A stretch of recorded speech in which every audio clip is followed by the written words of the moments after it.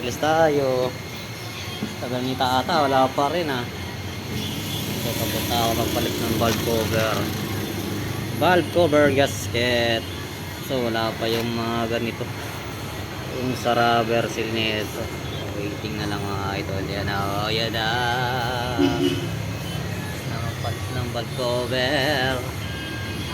Daming tinanggal. Pati yung mga fuel line. Dito tayo ATF mga idol. Idol T-Bone. Mahalin na. Wala pa rin ang pyesa. Tatapos ka kaya. Wala na kasi tumusan ako eh. Ano may sira. Ito. Yak na kasi ko. Kaya kailangan ng palitan ito eh. Ito mga gas to eh.